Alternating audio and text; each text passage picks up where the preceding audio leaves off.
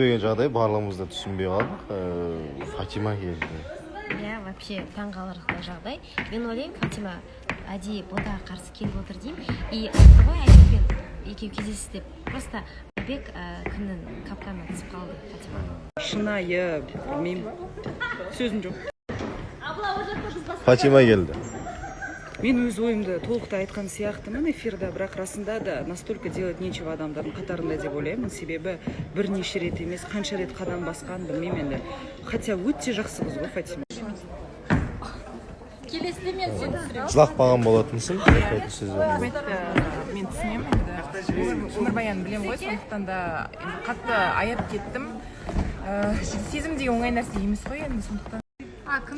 Айбектің сөзі ауыр тиді деп ойламайсың ба, Бота саған айтқан? Қандай, аузым жақ деген. Иә, ауыр тиді. Неге тимеске? Сондықтан... Қыздар! Венера! Мен просто прическамен киімім сәйкес келмей тұрды. Күшті болып тұрсың. Қайырлы кеш достар, қалдарыңыз қалай? Міне эфирден шықтық қазір.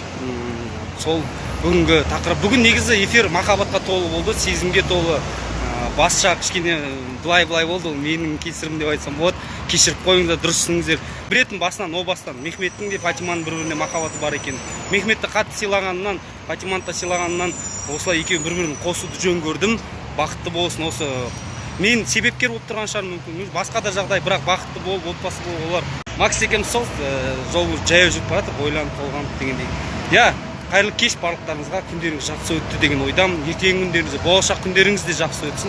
Сол себепті адам баласы болғаннан кейін, бәріміз бірдей болғаннан кейін бір-бірімізге әбден сондай жандарға лайықты. Сол себепті осындай жақсы дүние болсын деген ойдаған жасадым. Мені қолдап жатқандарыңызға, мені сөгіп жатқандарыңызға сіздерге көп рахмет.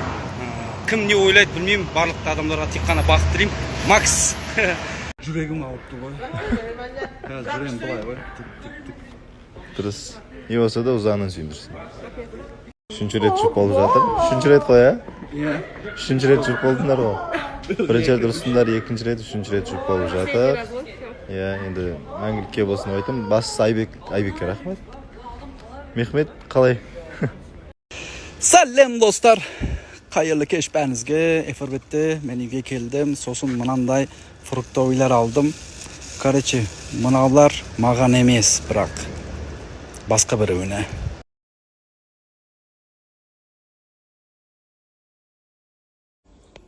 Қандай әдемі гүлдер.